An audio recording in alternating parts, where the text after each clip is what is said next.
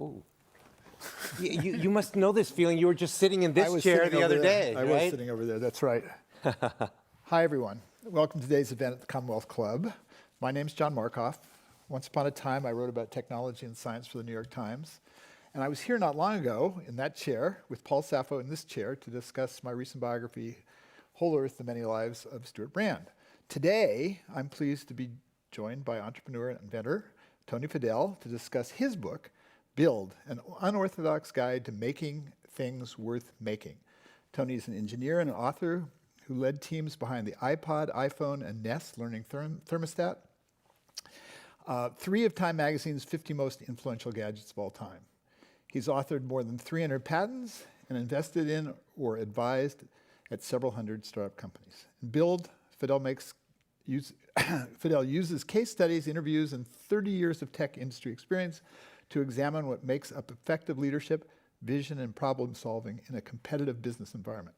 Further, by learning from the untold stories behind the devices that make up our everyday lives, which is the ones we're interested in, Fadell explains how anyone can become a better business leader. Once again, a reminder for the audience, you can write questions to Tony on cards, and if you're watching with us online, use text chat, and we'll try to answer those questions as well. So we're here to talk about your book, but I have to tell you, there was an Apple announcement yesterday that made me feel bittersweet. I wanted to know how you feel about that. 21 years is a long run. Nothing lasts forever. Years. Yeah. But now, how do you feel about the whole thing? Well, first, I was just sitting on, I was sitting on stage yesterday, and all of a sudden my phone, it was on silent, but it went nuts, and I'm sitting here talking to everyone, and it went nuts for 15 minutes, and I'm like, what's going on? And then afterwards, I got off stage, and I was like, it was a message from my friends at Apple going, you need to know about this. And then it was reporter, and so I'm like, oh, wait a second, I got to process this. And so I've had, luckily, 24 hours to process it, and the way I feel about it is this. I remember the Apple II. And I love the Apple II. That was the device. Maybe for iPod lovers, when they were kids, that was their thing. But for me, that was the Apple II. And I was grief-struck when the Apple II died. And it didn't actually die until the 90s. But it was, that was the thing that I loved. But what I came to realize is the march of technology, the drumbeat of technology never ceases, okay? And so you have to just understand, that was a great period of time. But that said, when you go back to iPod, it is the cornerstone of the modern day Apple. If it wasn't for the iPod, you wouldn't have the iPhone. Apple wouldn't be the company, the most valuable, I think it still is today, the most valuable company on the planet. So technology moves on, but the iPod will never be forgotten, right? It may be gone, but not forgotten. And so for me, I just can't think but only the great memories. We had a great party last night. We had a wake. There was a book party last night, but it was really, in some cases, it was a wake for the iPod. And I just think of it very, very fondly. And I can't believe it actually lasted that long. Yeah. Right? And so you just have to pinch yourself and go, it is not just in Apple's history, but it is in the history of computers, technology, and media/music, right? It transforms so many things, the companies, the industries, and so I can only be grateful. It hints also at alternative histories, because you sort of did it 3 times. You did it at Fuse, which was your company, then you did it at Real, and then you did it at Apple. Well, Real was 6 weeks. Well, but you're right. You went there. It could have been this alternative history. It could have been. It could have been. Why? Remind me why Real didn't work out. So Real Networks, so at the time, before Fuse, so Real Networks was before Fuse. So at Real Networks, they had this thing, the Real Player. And they started having MP3s and audio files that you could play, right? And it was kind of it was like Winamp. They were doing like a Winamp thing, which was an MP3 player called Real Player. And I wanted to go and take that and put it on home theaters. I wanted to make devices with it, computers and everything. And so I was hired. I was the CEO of Philips. I arranged a meeting because I was at Philips doing partnerships after I was doing my devices. And I was getting Rob Glazer and and well, I forget his last name, Yeah. together, and he didn't show up on time. So Rob came in, and I sat for 3 hours with Rob, telling him all about this vision. And at the end of it is, I want to hire you to make this thing together, and that's why it happened. But at the end of the day, it didn't happen at Real because they changed their mind. Yeah. They sold me a bill of goods, and then when I got there 6 weeks later, And then, they changed it. had you met Steve Jobs before this, or did you meet Steve Jobs when you went there to build the iPod? I met Steve once, and that was at Andy Hertzfeld's birthday. Okay. Steve came by his birthday in the front yard of Andy's house, and Steve had his bike. He, came on with the bike in the basket, and he was there, and I was like, "Oh my God, it's Steve Jobs!" It was so cool. But then, how did the deal happen? Did he call you up? Did you go to them? I forget. For iPod? For iPod. So for iPod, what happened specifically was I had lunch with a friend of mine. This is when I had Fuse, and we were doing MP3 players and that home theaters. And we had lunch, and he was, there's Ali Elasti. And Ali and I worked together at General Magic. And so Ali and I had lunch together, and I was telling him all about this company we had and what I was trying to do with MP3s and such. And I was like, and the internet crunch happened, right? April 2000 happened, and everything was down. And I was pitching and pitching and pitching, 80 pitches to try to raise money for Fuse, and all of them failed.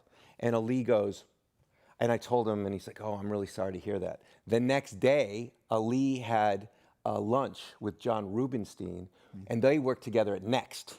Right. And John was head of hardware at the time at Apple, and said, "Who do you know who?" to Ali. And Ali's go, "Oh, well, I just talked to Tony the day before. You guys should hook together because he's doing something like that." And so then I came on as a consultant. So that's how it all came And together. so you were already at Apple consulting the first time you met Steve. Yeah, the first time I officially met Steve in a business context was 6 weeks into my consulting gig, and it was a pitch to him that turned out to be the iPod. How did it go? It was 3 hours. It was a 2.5 to 3 hour meeting, and I was prepped because luckily I had Stan Ng with me, and Stan, and he's still at Apple today, and he taught me the do's and don'ts of how to pitch to Steve because he had done it in the past, and so. So we made the slide deck and I presented it and we went through it. And the biggest thing that was like, Sony has the #1 slot in every single audio category in the marketplace. Walkman. Right. It was a Walkman. It was a home theater, home stereos, all of those things, speakers, everything. And so I was like, how are we going to beat them, right? And so that was one of my biggest concerns was the competitive side. But I showed 3 different versions of what the iPod could be, different types of memory and layouts. And as Stan told me, was like, save the best for last. So the first 2 was like, shoot that one down, shoot that one, Steve will shoot that one down, and then the last one is the one. And I actually had made a styrofoam foam model, and I weighted it with my grandfather's fishing weights and made this whole thing and put it in front of him, and he held it and So there was pushback. Yes. 'Cause the lore I've heard about Steve is that he'll often tell you this is a terrible idea, but if you stand up to him and sort of stand your ground. Yeah, I had to, and we had to over time. But at this meeting, it was like, ha. Yeah. And so, obviously there was some pre-work done before I got there. So, Okay, all right. What did you learn from writing Build? what did I learn from writing Build? I think I learned, one, I was able to process a lot, especially from the last 5 years of all the kind of things that happened with Nest and the teams and that. But it really comes down to, regardless of the different technologies, the different things you're building, and how you're trying to change the world with those things that you're doing, whether it's product, services, electrons, or atoms, human nature doesn't change. The teams, the people, building themselves, building businesses, all of those things are born out of human nature, and you have to go back to those first principles and understand that. So, and make sure that if you do a great job with those things, along with great technology, then you can have success. If you're just focused on the technology for technology's sake, and that doesn't mean just the people inside of the company. This means the customer outside as well, whether that's a business customer or an end consumer or what have you. You need to really get inside their brains in the human nature aspects of it to be able to sell people or convince people and make sure you're telling a great story, a non-fictional story.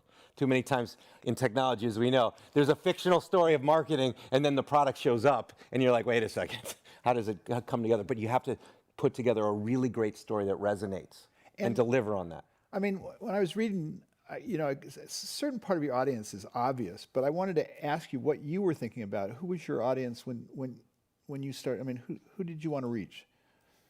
The audience for the book is really, and it's a mentorship encyclopedia. It's not a linear, non-fictional or memoir or anything like that. It is really bite-sized chapters for the TikTok generation. So you can dive in 5 or 7 pages, something like that. So you can dive in and learn something. And it's really about a mentorship encyclopedia of all kinds of crazy stuff. So I was trying to target my younger self. Yeah. I was trying to target what did I learn and how did I learn it, and those lessons learned, and trying to help those who are in high school or in college or just starting out in their careers to see forward of what it can look like, the good and the bad, of all of these different phases of building yourself, working in teams, growing teams, growing products, and growing businesses, and working both with the human nature and politics inside of companies, as well as how to think about consumers outside. So that was really the audience that I was trying to target, but it's definitely a broad audience, as well as tech fans and all the other stuff. But it's a broad audience, but it's really meant for that initial in your career. I was thinking, so clearly there is this sort of mythology or the lore around startups. You were speaking to that, but then not everybody starts a company. No. Some people go to work in companies. Is there something for?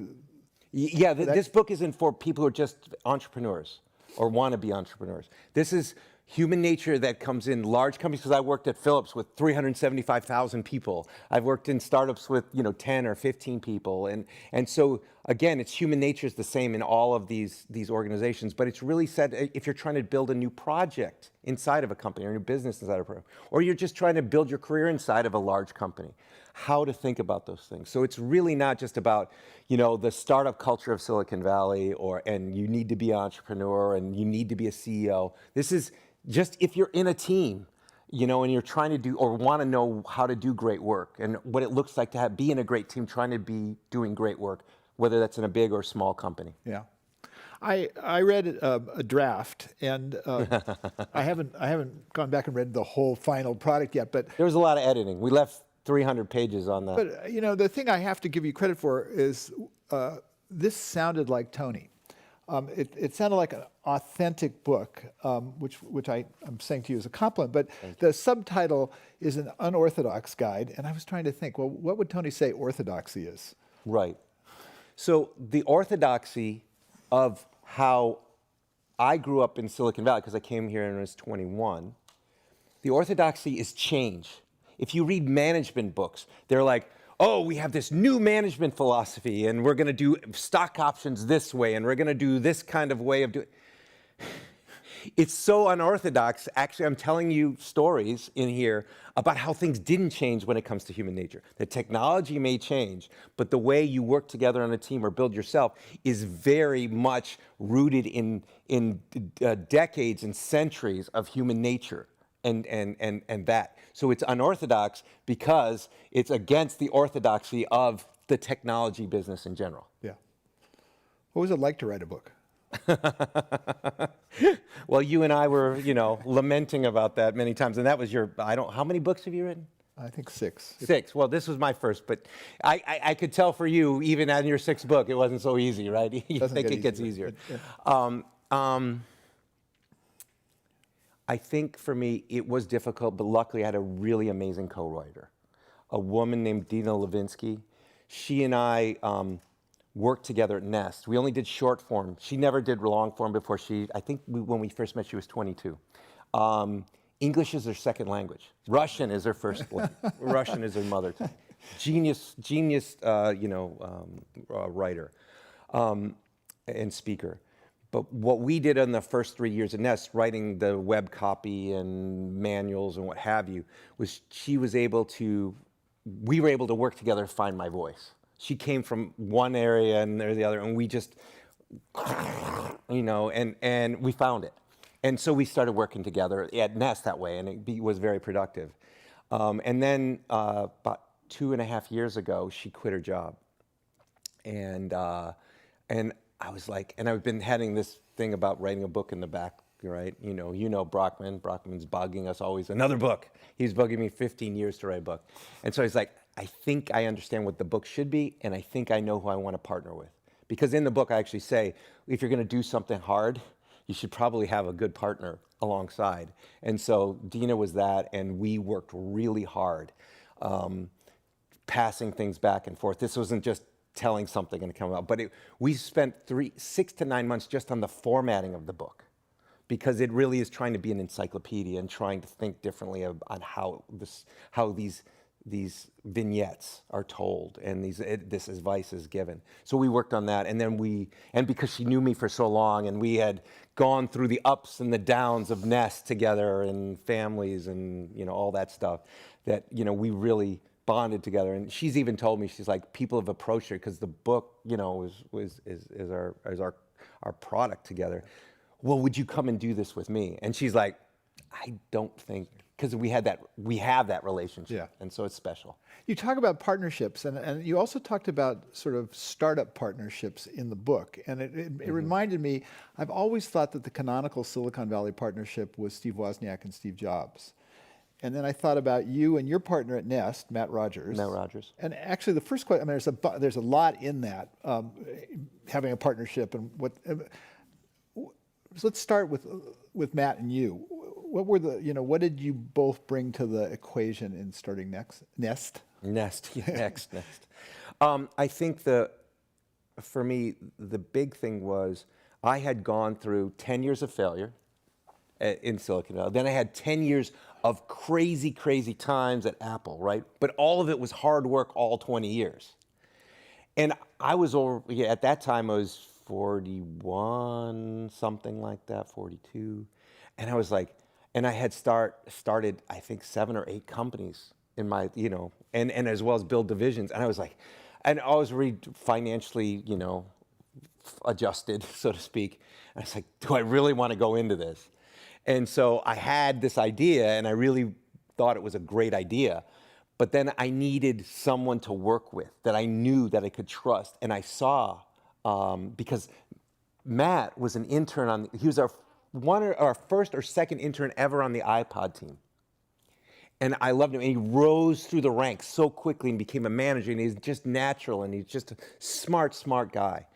And I noticed that in him. And so he was always asking me questions and advice and everything. And so when he approached me and he's like, what are you doing now, Tony? What are you doing? And I said, I got this idea, but I'm not sure if I want to do it. And we go into the book about that. And he was like, we got to do this thing. We got to do this thing. And I was like, okay, I think now I have the wind at my back, so to speak. And I have someone who's like, when I'm up and he's down, I can pull him up. And when I'm down, he can pull me up. And it was really 2 different generations in a way. And he could bring certain talents in, and I could bring certain talents in. It was that multi-generational, multi-different networks that could come together to make Nest happen. But you're both technical. One of you wasn't a marketing guy. Yeah, Matt was at the time very much that. But for me, okay. I had learned through the spectacular disaster that was General Magic to start learning how to storytell. Yeah. Instead of talking about what, talking about why. That was the big shift. And so at Philips, I was focused on the why. Yeah. And then we had a critical success in the product. People liked the product, but we weren't able to do a great job of marketing or sales. So I learned through that disaster. One is talk about the story and then get the story out there in the right way. Right, so each time, and then I watched it perfected it with Steve, and I started to meme that and really learn and tear apart what was going on. So I was working on the why and all of the marketing, sales, all the other, and I have obviously technology too. He would bring up the technology piece, and we would work together so I could help him grow and to be a really big, engineering team leader, and I could go and do this a whole other area. So it was a really great combination. But it was trial by fire for me in marketing and all that stuff because I had to learn it. You put that in the book. I had to learn by doing and really talk to some great people and mentors to help teach me and show me what I thought was the right way to do it, and give me confidence that I actually had the right ideas. Yeah. Right. In Silicon Valley, corporate cultures have always been unique and interesting. and so I want to go backwards first because there was, General Magic. I want to ask about culture in the sense of General Magic was one of those companies. There was a proliferation of companies and people, young engineers who grew up out of Macintosh. I mean, it's sort of, there was not only the technology was evolving, but there were people who had worked on the Mac team and the related things who had this vision of this pirate thing that had happened. Right. And so what was unique about the General Magic culture? What did you take away? Well, for me, it was also the first time I was in a real culture of building compared to because I came right from school. And I had my own startups in school, but I didn't have a team who really knew what they were doing. So at General Magic, the culture was really, as you say, pirate culture. We had a lot of people who had worked together, right? Either on the Mac or in system software subsequently, younger people who were working on that. And so the culture was like, we can make anything, right? We can make anything, and we want to make something that we believe the world will need. So we were making things for ourselves. We were making the iPhone 15 years too soon. Yeah. So no one understood the pain we were solving, not even ourselves. We just thought it was cool. So we get to work in this great sandbox. We also decidedly, and this is how I learned, and then unlearned it very quickly, which is we didn't need managers. We're going to all do this together. We're going to all bond together, and it's just going to be a great world, and we're going to figure it out because we have heroes leading us who designed the Mac and stuff. And what was supposed to be a 1 year or a year and a half project turned into 2, then 3, then 4-year project, and it just kept getting bigger and crazier. And through that, I learned that management's absolutely necessary, or I should say leadership in a way, much more than management. That we have to have constraints around us. We were kids in a candy store. Everybody said we were going to take on the world, we were going to beat Microsoft, everything, but we had no constraints on money, on time, whatever we wanted to do, we could do. Yeah. And that I learned was we need to have leadership, we need to know why we're building it and who we're building it for, the whole story, and we need real constraints. Yeah. Was there a moment that you realized you were a decade too early? What was that moment like? Was it one point in time that you went from we're going to invent the future to the future's not ready for us? I think it was right around, I didn't know until probably early 2000s. Yeah. Because then mobile networks were, General Magic, if you don't know what it is, you should watch the movie. It's a great movie. It's incredible lessons learned there. But it's great for anybody trying to learn, especially young people. When General Magic was doing what it was trying to do in the early 90s, there was no internet, there was no Wi-Fi, there was no mobile data. Most people weren't even emailing yet. If they did, they had corporate email. We were doing downloadable games. No one knew what that was until 15 years later. We were doing travel, trying to do travel. The vision was so broad, right? Commerce, community, and communication, something like that. So it was all there. But the fundamental technology was not. And so we were conjuring these things up, and it was going to be the right thing. But it didn't take until we got all of those things to come together in the early 2000s when it all cemented, right? And we didn't have the internet, right? So now you were like starting to see, we're booking travel and we're doing e-tailing and all that stuff. So we were just really ahead of our time, which was amazing to learn from, right? Yeah. But that was... I don't know. I think inflation adjusted, it was in 1991 over $1 billion was. So that's a familiar Silicon up Valley in flames. So you came to a company that had come out of Apple culture, Yep. and you went back into Apple, a new Apple, well, sort of a new old Apple culture, Apple under Steve. And then you went to Google, another Yeah. Sergey and Larry. What about the distinction between Apple under Steve and Google under Larry and Sergey? Well, I think you need to look at the leaders first. If you look at Google, or specifically Larry and part Sergey, when they came out of college, right, they had an algorithm for search that was better than anyone's, right? And then they were able to marry it with DoubleClick, right? But if you look at Google, Google has been up and to the right and has never gone through any kind of existential moment, a near-death crisis. It has been just a cash-generating machine, all right? If you look at Steve, you can look at Apple, but let's look at Steve. Steve there was the up of the Apple II, the down of the Mac. You know, Mac was great, but it was a down, right? Then it kind of middled on, and then he went to Next. It was up and then down, right? So he went through these near-death moments and had to reimagine himself, reimagine the things he was doing each time. So that hardens you, makes you kind of see differently, right? It makes you go, okay, you question a lot of things. When you never had that near-death moment, and also Steve was married, had kids, you have a whole different kind of lifestyle over that time. This generation of Apple, maybe there's 3 waves for me: Apple II, Mac, and then iPod, post-iPod. You go, oh, he was a tempered business leader and understood those things and constrained because he lived in the world of constraints and failure.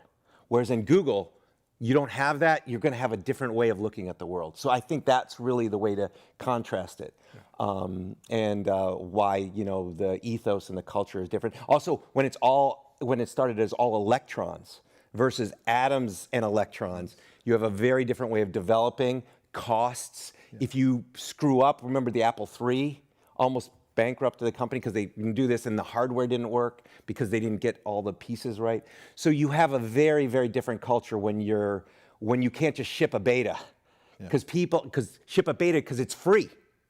Whereas when people have to put money on the line and there could be returns and unhappy customers, you can't really complain when it's free, right? Because you're the product. But when you're buying the product, it's a different story. You spend a lot of time in parts of the book talking about that unconstrained world of Google that you found yourself in. Yes. I think I won't use that term on the radio. There's something about massages that people can read. Yeah, there's a whole chapter about that. But it's disorienting. I actually even felt a little bit disoriented for me to be in that there are no boundaries, no frames kind of environment. Right. That may be a one-off, right? That may be a once-in-a-generation kind of thing. Well, look, the problem with that is, Google's successful. I have Google stock. I'm not. They have their thing. Okay, it wasn't my thing. That's not how I was raised. I was raised in the pre-Apple culture with that whole kind of thing. They have theirs, and it works for them in whatever way. But it is very different and very jarring when you come from one into the other and see this, because I don't think, unless you have a special business model like they have, what happens is you get all kinds of other startups trying to replicate that. And they replicate it without having the same underlying economics. And what happens is it distorts everything. It distorts how employees think they should be treated, or how they should have all these perks. Everybody should be treated well, but I should have perks upon perks upon perks upon perks. Most companies, almost all companies, can't afford those things, right? So it distorts and warps how you have to think about the cultures you create and all those other things. So just because we heard all the media saying, oh, look at this cool thing, and look at this cool thing, and look at that Google does, it's to me, it's a special environment. It's almost like a different planet. And when you go back to this planet, the other world with the more not a cash generating machine like it is, you have to think differently. Yeah. Right. What drove it home to me was you have this example of someone standing up in an all-hands meeting at Google and complaining about the fact that their favorite yogurt is gone, and I just thought that's a world that I don't really know. Exactly. Like, we're talking like, each week it's 60 to 80,000 people, maybe even more now, get on around the world, and this person's asking a question. It's like, why don't we have the yogurt that I love in the refrigerator more? You're like, really? I'm like, that's what we discuss here when we have 80,000 people? Like, how much is this meeting costing us per minute? It's just a different world. Yeah. So one of those things that I took away from is you focus on advising people to look for something that is, I think it's the idea is meaningful. So you want either in So how do you find your way to that, and how hard is it? I mean, it's sort of an easy thing to say, but in this world. Okay, let me give you an analogy that seems to really work, because meaningful is very vague. But there's a big difference between a vitamin and a painkiller. A vitamin, something you could take, and maybe it will help. Not everyone takes them. But if you have pain, you want a painkiller, unless you really are, a glutton or something like that, masochist. So meaningful to me means pain. Maybe it's pain that you've habituated away. You saw it a long time ago, and now you just go, oh, that's the way the world works. Or there's pain that you have just right now that you experience every day and that you're running into. And so I always target that. Because when you target pain, you can remind people of that pain if they've habituated away, or they see it, and you can say, there's a solution for that, right? And that is a great way of getting customers to resonate with what you're trying to solve. Now you have to solve in a special way that's both emotional and rational combination, and deliver on that so it's not a non-fictional story, but you need to start from a point of view where you're fixing something. General Magic wasn't fixing pain, right? We were impressing the geek next to us, right? You need to go back and say, what are a lot of people having pain, and how are we going to solve for that? Actually, that speaks to me very directly. I'm renting a home that has a thermostat that fits directly into that pain-generating concept, but doesn't have a Nest thermostat. Yeah, well, I think that's what we were trying to solve. Yeah. So at a certain point, you left Silicon Valley. 7 years ago. It's become a fad recently. You were early to leave. Pre-Trump, pre-Brexit, pre-Macron. Yeah, all of the above.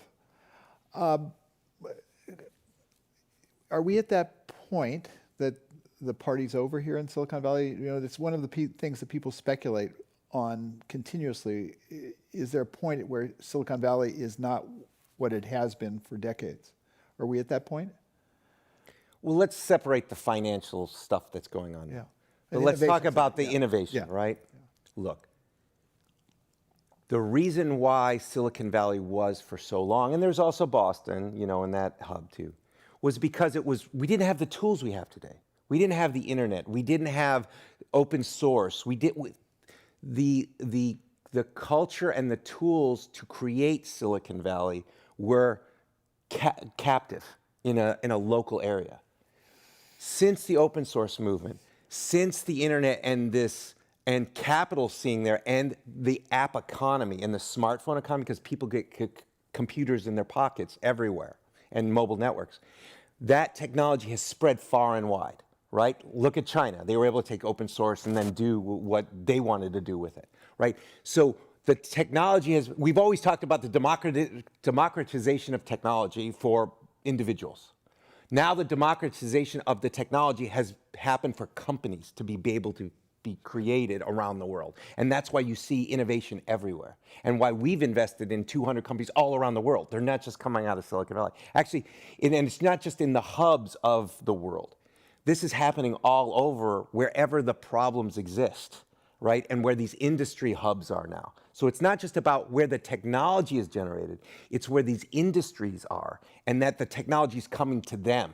So you have a broad experience. You've seen Europe, you've seen Asia. I've seen it. Yeah, I lived in Indonesia. Is the era of innovation centers like what Silicon Valley was emblematic over then? Is that what you're saying? No, because they're still being born out of universities. So a lot of the centers are coming out of the universities, and then you're seeing the talent come from there. And then there's these hubs like Waterloo. That's where BlackBerry and stuff. Waterloo's now got all kinds of technology stuff going on. So there's still, where is the technology or the research being done? But now it's much more level playing field. So, but you're seeing this.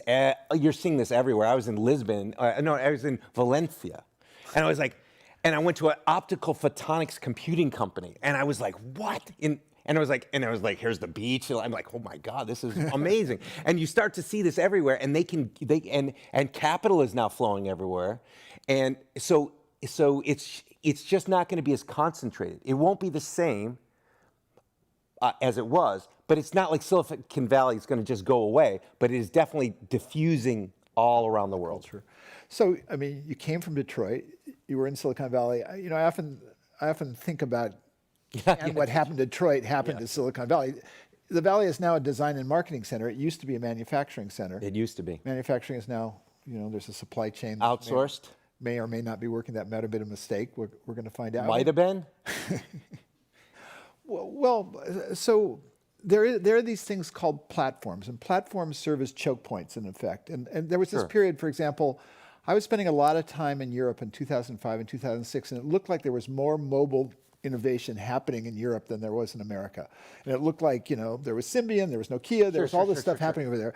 And then all of a sudden, you were busy working away, and this thing called the iPhone showed up, and it just reset everything to the Valley, and there was this other choke point. What happened? I mean, how do you take that lesson and sort of play it forward? I often wondered whether the next platform like that was a choke point might emerge in Asia first. I mean, there was this sort of arc of things that moved in the computing from east to west.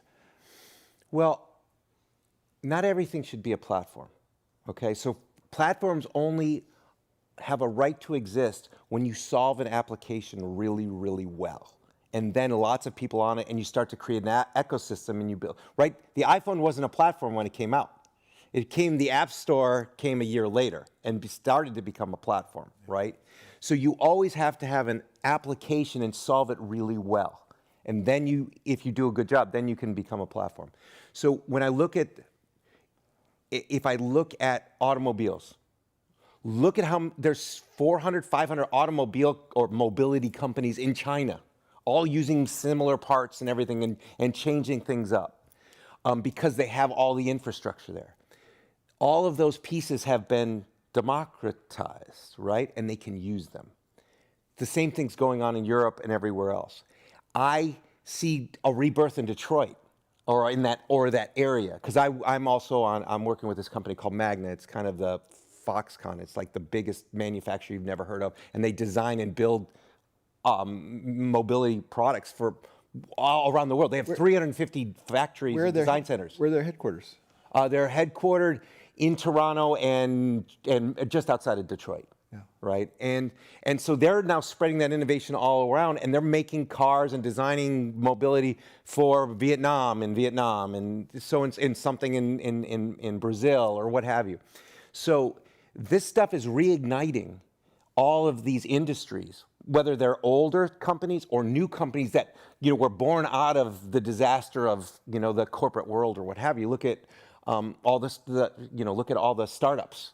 In the automotive industry now, so many brands, right? Now, of course, that's going to consolidate over time, but where the incumbents were or are, usually that's where it's great fertile ground for new companies to be generated because the technology's been democratized. They can leave those companies, start their own companies with the talent that came from the new talent that came from those incumbents, and can start a challenger against the big guy. And so this is just what happened with iPhone. It just didn't happen there, right? Because it wasn't still, that technology wasn't out there. But now it's happening everywhere. And that's what's so great, because so many problems can't just be solved by one mode of thinking that come out of one place in the world. Many different ways. When I was, last time I was in China was at the end of 2016, which was at the height of this entrepreneurial bloom in Beijing and Shanghai, just before it was several years before it was crushed. Do you have a sense of, I mean, what struck me at the time was, a lot of people have talked about China stealing technology from the US. And what struck me is the thing that they stole was Silicon Valley's entrepreneurial culture. Being in the third ring in Beijing felt like being in Silicon Valley. Everybody wanted to do. I haven't gone back. Is that managed to survive whatever's gone on? Very much so. So we have to remember three things really. And the U.S. is doing one of the three things, starting to do one of the three things now. The first one is the difference between the cultures is stark. What they are doing everything for the collective, we are doing everything for the individual. Our laws, everything else is around that. So that's one big thing. I'm not saying their system's wrong or our system's right or vice versa. It's just that's the fact. The next fact is what they call sharing, we call stealing. Okay? And every time we sit there and say, oh, we're going to make this business together and everything else, but when you have fundamental different way of seeing things, again, I'm not saying they're wrong. What we cast that sharing as stealing, and that's wrong. For them, that's how it works for their thing. The other one is incredible government incentives. It's like the Silicon Valley of capital all over. Right? And it's all over the country. We're going to funnel this in. We're going to make chip companies. We're going to make 400 auto companies. We're going to funnel as much capital is to rise up, right? Now we're starting to see it. Oh shit, we outsource. Now we need semiconductors. Oh, now we need battery materials. And oh, we need that. Like, oh shit, we've been resting on our laurels. So we're going to fix that. But they have a whole culture around this to rise themselves up. They rose themselves up so much, some of them, that they got chopped off. Their heads got chopped off by the Communist Party because they're like, oh, wait a second, nobody challenges the government, right? So you better, be much more humble when it comes to those things. You have an investment company.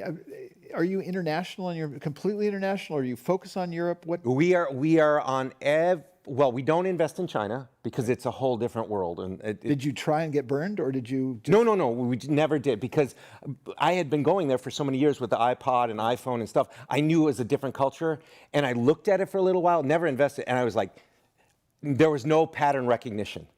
I can do pattern recognition from Silicon Valley to the rest of the U.S., North America, even Latin America, Europe, even Southeast Asia, India. I can pattern match. I can do that, but there I can't.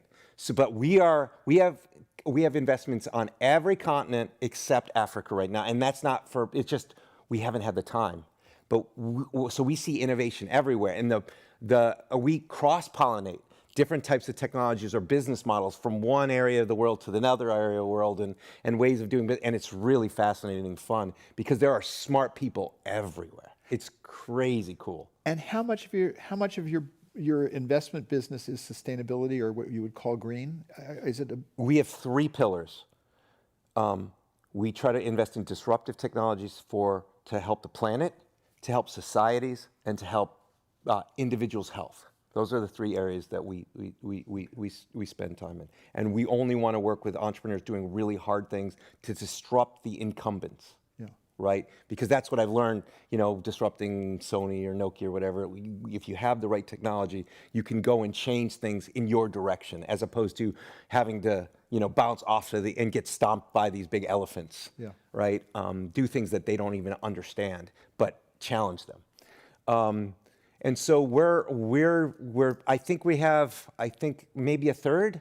And growing. It's a growing set is really around the climate crisis and what we're trying to do. And with Build, all the net proceeds of that are matched 5 times by me, and we go and invest in climate crisis businesses. So we're going to invest even more given this initiative, because we have an existential problem, right? And we have to solve it. And so we want to go work on those things that are really meaningful. There was a period when Silicon Valley was where green investing was this in the 90s, the early 2000s, where it was fashionable to be venture green, tech.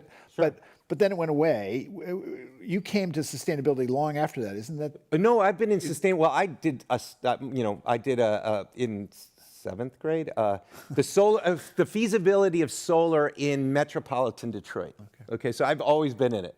That was my science fair project. I got second, I think, in Metro Detroit. Wrote a computer program on my Apple II to do all that. But anyway, so I've always been there. I've always cared about the planet. I started recycling in the 80s. And so actually, Nest was a green tech company, right? Nest was all about saving energy, and we called it saving money, but we were like, it's saving energy and not being wasteful. That was the backstory. And so what happened in the Green Revolution, and this is what I'm worried about, this next the Green Revolution we're in now, is that we started, and it became capital intensive, and you need to really understand that it was going to take a long time to see these businesses come to fruition. What showed up at the same time was the app economy and social mobile platforms. All the capital said, oh my God, what are we doing this for? It's going to take 10, 15 years to do.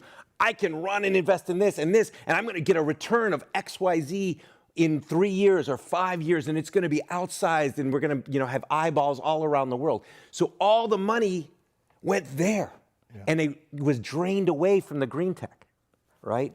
And I'm like, that's why it's not that we didn't have good technology then or the right initiative, but the money flew to where the less friction was for the ROI, and everybody's like, yeah, that's great and wonderful, and so the world changed, and Ubers and all that stuff, right? Yeah. Fast forward today, because just before COVID, just before the pandemic, it was crickets in what we were doing. We've been investing in these climate crisis businesses now for 5, 6, 7 years before the pandemic. And everyone's like, whatever, you're just behind the times, dude. What are you doing? Like, get past it. I'm like, no, we have an existential crisis. It's just a matter of when that you're going to wake up to this versus if, right? And so we just kept that thesis, right? COVID happened. Well, Greta Thunberg happened. That was the start of it. And then COVID happened. And then all of a sudden it was like, oh shit, we got to worry about this stuff, right? And then the Ukraine and the horrible tragedy in Ukraine. Everyone's like, oh my God, we got to get away from this energy, because we were bearing all this stuff going, oh, it's going to be fine. Now we see what really happens because it's come to light. So now the industry is moving in that direction very quickly.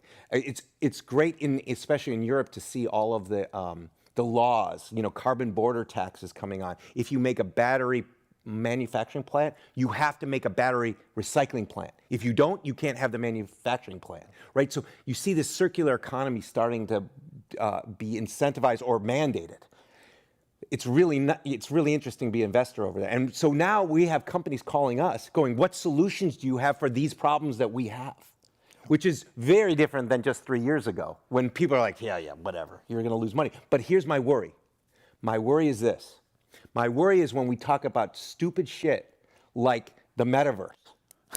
It's going to drain away capital from this thing that we have to get right this time, just like we had social mobile before, right? Or the stupid culture around the culture. I think the technology of crypto and blockchain, if done right and they're green, those are good technologies. NFTs, not the culture again and what you're doing with it, but the technology is the right thing. AR, VR, XR, those are great technologies. In service of the metaverse, wrong. And I don't want to see all that capital go there and drain away from the climate crisis that we have. And luckily governments and corporates, and they're showing much more love around that. So, but we got to get rid of some of this wasteful capital going to the wrong things. The goal's clear. The path is often a struggle. When I visited you in Asia, you had what I still think was a spectacular idea as an alternative to these two-stroke two-wheeled devices that I saw. And my sense is it didn't work out, but it's clearly the right idea. Would you take me through that story? So we were living in Indonesia, living in Bali. When you go on and all throughout Southeast Asia, you go on the roads and you go, there are 10 times more two-wheel vehicles on the road than four-wheel vehicles on the road. It's the exact opposite here. It might be even worse, 20 to 1, something like that. As bike riders, we know, right? Yeah. But when you go there, you're like, oh my God, why hasn't all of these things been electrified? Everything makes sense to be electrified. And this, I started this kind of drumbeat 4 years ago, something like that. So we're getting moving and all that other stuff. And then what happened was COVID. COVID happened and it shut down the ability to travel within the regions, us to be able to hire capital. I couldn't go there. All these things happened, and then what happened was the big industries woke up to that. And so they started making that change. So when we were going to try to make kind of the Tesla of two wheels, we couldn't do it fast enough because we couldn't get things out of China, all the COVID stuff. And so these larger companies started making the things that we wanted to make. And so it's just a matter of timing and that stuff. But it's happening, and it's happening incredibly fast in the electrification of these mobility products all throughout. And I'm very pleased to see it, actually. And are there other ideas in the mobility space? I mean, have you invested in any self-driving car startups? No. Or what about Well, no, I invested in sensors. Yeah. Lots of sensors and compute and other things of that nature, because we need those not to replace people, but to augment people to make safer and safer driving, right? Or more efficient driving, transportation. So for me, I'm all for the lower level stuff. This self-driving stuff we're seeing. We were told, our friend Sebastian started in the, 2008 or 9 or whatever, and it's been going, and we're like, oh, it's going to be there. Elon, 7 years now, self-driving is coming. It's still not there, and I still don't believe it's going to be there, and it's there for a lot of reasons, and it's not going to be here. You have to learn to crawl before you can walk, before you run, and everyone's like, oh my God, self-driving, we're going to be on the roads, and we're going to be on urban inner cities and all. Freaking bullshit. The technology has to go through the same kind of maturation cycle, just like people do. Absolutely. I have to tell you about, I don't know if you've seen this, but San Francisco is a city where they're letting Waymo and Cruise now drive cars without humans in them. And there's a wonderful video of this homeless guy basically playing a matador with a Cruise. And it's just like so obvious that every high school student in the world is going to do this as soon as these things are out there. And you can hack them. You're going to hack them. Just like there's graffiti, you can change the signs and make signs that don't exist, that don't really relate to the real world. And these things get confused. And so we have a lot of stuff we need to do before it's self-driving the way everyone envisions or is pitching you. Just like they're pitching you on the metaverse. Yeah. It's complete bullshit. Globally, how about self-driving buses as opposed to self-driving cars? Are you seeing slow-speed self-driving buses where you know the route really well? Absolutely. That's a great thing. We have self-driving trains today. They just happen to be on tracks. Self-driving buses is the next kind of step up. We have self-driving planes, right? But you don't have traffic and people and matadors and signs in the sky and stuff like that. Yeah. Let me bring the audience in. First question is, are there any innovative designs from the pandemic that have stuck with you? Innovative designs from the pandemic. I mean, things that have emerged to deal with the pandemic, I think is what they're asking. Oh, to emerge to deal with the pandemic. Well, I'm seeing a ton of in-home testing going on. Actually, we don't see a lot of the COVID positive. COVID is going crazy in the U.S. Like the number of people have told me they have COVID in the last 10 days has been worse than during the pandemic because we're out of it. And so a lot of people are self-testing and nobody's reporting it. So we're not even seeing the data. So yeah, there's a lot of that technology going on.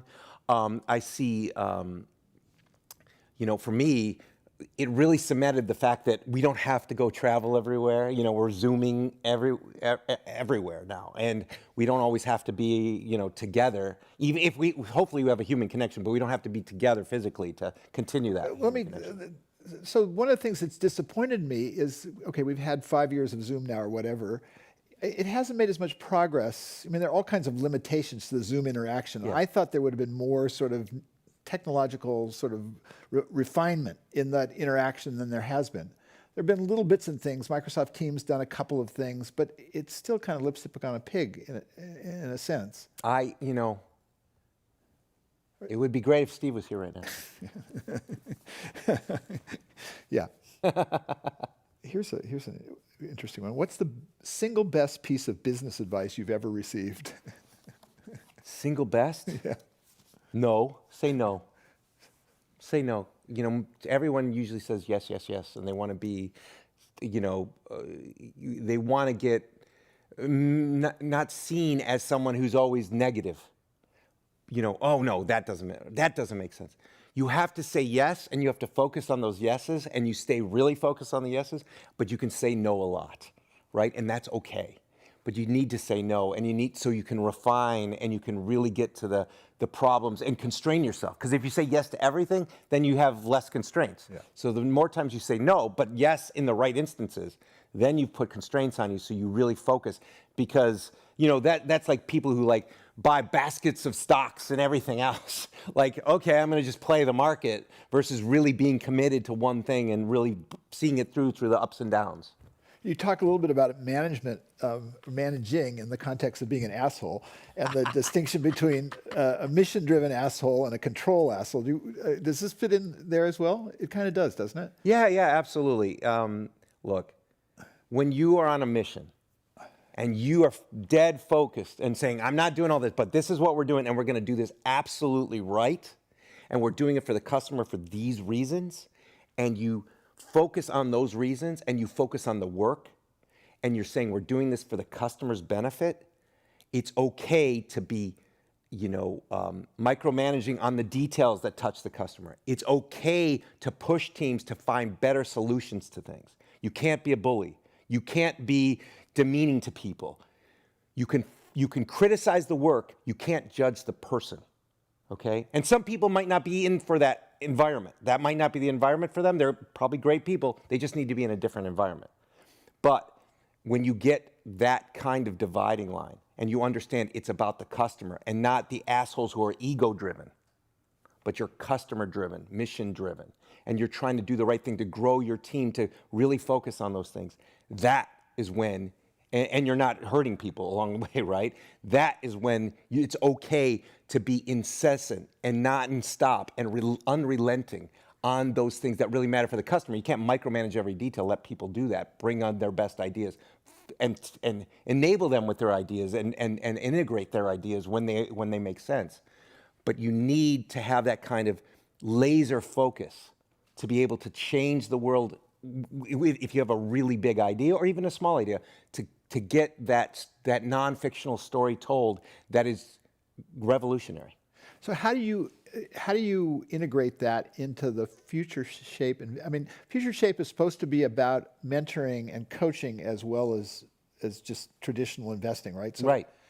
We call ourselves mentors with money. We're not VC. We have no LP capital, no third-party capital, anything. Is that so you take that philosophy and you push it down into the people you've picked as leaders? Is that the way? Well, they pick us too, right? We select each other. But yeah, I'm like, they're like, we really want money in your time, and I'm like, be careful what you wish for. Seriously, like, you could talk to the entrepreneurs. They'll go, man, they kick our ass, right? But that's what it. If you don't see it and you talk to them and you say, look, and that's why I wrote the book, was so they could read these things and go, okay, this is what it takes to do these things. It can't just be all love and nice and da-da-da. It's hard. It's hard to do these things. And yes, you're gonna make mistakes, and that's okay. But you gotta learn from it, but you gotta push to get to that point and move forward. And so what we do is we're coaches. The best coaches, usually the best coaches aren't the ones, oh yeah, just go ahead and do whatever you want. And yeah, you're really great, and we'll win one day. It's those ones who go, come on, we gotta get up. I know you can do better. I've seen you do better. I know you have the talent. I've seen this before. Just let's work on this. Focus on that. Bill Campbell was great at this. Ask you about, was that Bill Campbell was great at this. He knew nothing about technology. Yeah. But he knew how to find what moves people, what moves teams, and help them focus and drive them, right? His nickname was the coach because he was really a coach, a football coach back in the day. That's what people need. That's what great parents are for their kids. Not ones who help them, not the ones who give them their journey and say, stay on this journey, ones who help them find their journey but push them, right? I have a chapter in there about CEOs, babysitter CEOs versus parent CEOs, right? Parents put the companies at risk, put it in peril because that's where they're gonna grow. Babysitters, just give them back to the shareholders. Just do no harm, right? Just let them grow like they would normally. But to get things to change, you need to be on the money. You need to be focused, and you have to have the team grow into it and learn about it. And that takes, especially when you're down, come on guys, we can do this, let's go. I see it in you. And they build themselves, and by building themselves and their culture and their team, can they build these products, and then they can change the world. Here's an interesting one.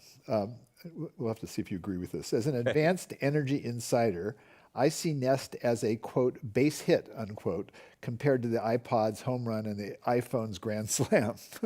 Would you be willing to talk about this, and if you'd do anything differently with hindsight? First of all, do you agree? Well, there's Nest as a platform and home products in general, and there's Nest as a thermostat. Nest as a thermostat product company was a grand slam. We woke up people to the problem with thermostats and how ugly they were and how much money they were consuming, right? What they did for the planet. We got people to put them under a Christmas tree, right? We got people to self-install it. We got people in a movement, literally a movement to do this. We got Honeywell to sue us because we were really screwing with their business. We got the HVAC channel to hate us because we were selling them in Best Buy and being very open book and transparent about the prices, whereas they were always making money because they were jacking up the price when they walk in and they look around and go, oh, they got a lot of nice stuff. This thermostat is $350. They walk in another house, it's $100, right? So they didn't like us because we were changing the status quo. And now customers have choice. And they are self-empowered to do this, and it's all around energy. And home energy is a huge part of the consumption. So to me, we were able to do that. We were out, we couldn't make enough for 2.5 years. We changed the conversation around those things. And then Nest, because of the fact that I drove the sale of Nest to change the landscape of where the trajectory of this technology was going, instead of getting it changed on us. If you look, before Nest, Google, Amazon, Microsoft, Apple weren't doing anything in that space. When Nest came, they were like, oh, that's kind of interesting. When Nest and Google got together, then all of a sudden, Apple, Amazon, Microsoft, Samsung, they're all like, oh shit, we need to do something too. Look at how far we've come in 10 years since then. So as far as I'm concerned, sure, but we are going to get a whole set of really good network devices. Now, Thread and Matter are coming, which we created at Nest. It was called Thread and Weave. Now it's called Thread and Matter for building a whole new network of devices that are much more resilient than the brittleness that we have today with Wi-Fi and Bluetooth.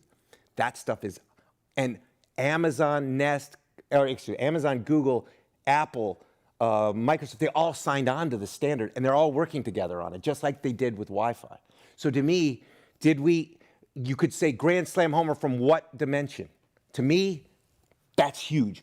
A small little team has been able to change all these big guys and change the energy discussion. To me, I think we've made the mark. Now, did we finish it? No. But did we start it and start it in a big way? Absolutely. I couldn't be prouder. Yeah.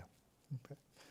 How did you, quote, reality test, unquote, your, quote, consumer story, unquote, for the iPod, given Apple's culture of secrecy? We tested on each other. Yeah. We smart people around. You don't have to go out to the masses and have them do surveys and everything else. That's so 1990s. I did that at Philips. I learned that data does not equal insights. And data, when people haven't paid for things, is not real data, right? You have to have good judgment. But when you do version 1 of anything, it's mostly opinion-driven decisions, not data-driven decisions. So if you get more opinions, you just get lower common denominator, right? And you just say, oh, I'm going to average between all the opinions. No, you have to have a strong opinion and maybe a few people around you who can be mirrors and help you to see what you're talking about and help you refine those opinions. But not until after you've shipped it can you get actual data and consumer insights. Yeah. You have to have a very strong conviction on what it is you're building and why you're building and the story around it, because there is no data you can get for it. You need to get it out there, ship it, and then modulate off of that with data, but also insights and still opinions, because you have to move it forward and leapfrog yourself as you go. Okay. We've got just a couple more minutes. I want to conclude by talking a little bit more about climate. Sure. And we've had a lot of conversations about energy and batteries and green hydrogen. I'm curious on the optimism scale where you are, because there are some things that are looking super dark. Many things are looking super dark, but if you're not somewhat hopeful or somewhat optimistic, the alternative really sucks. But so that's one thing. So you got to say, well, look, we got ourselves into this problem. We can get ourselves out. But what really makes me hopeful, and especially going around the world, is the number of brilliant brains out there working on the problems and solving the problems in their locale, because they're all different. You can't just have one magical technology and it's gonna fix everything. I can see 5, 10, 15 years in the future every day, because we're building it today. These companies are building it, and you're like, oh my God, this is coming. This is coming. You know, and so, what, 7 years ago now, 8 years ago? And I don't know if anybody knows this company, Impossible Foods, right? They came, and it was 4 people, and I had the little thing, you know, they made me this little quarter-size thing, and I think they said, oh, this thing's cost like $25,000 to make for you, you know, and they told me the story. Well, look now, Impossible Foods and the whole plant-based foods industry is started. You're seeing it in all the grocery stores. I was hopeful then. I was like, now it's become reality. We have so many of those seeds have been planted, and we're lucky to be a part of those journeys. There's many of those other things that are going to be materializing over the next 5, 10 years. And with the will of customers, the will of governments to actually go in incentivize and bring these to light and try them, not every single one's going to be successful. But there are enough of them there that make me very hopeful and optimistic, because I can see the future. I want it to come in faster, right? And we need to deploy it. And what we really need, and I hate the war, but the war has accelerated a lot of this stuff. Yeah. And it's made us go, how are we going to do this differently? And that allows us, now we say we have a common enemy, right? As opposed to, oh, it's so hard to make change. But when you have an enemy, oh my God.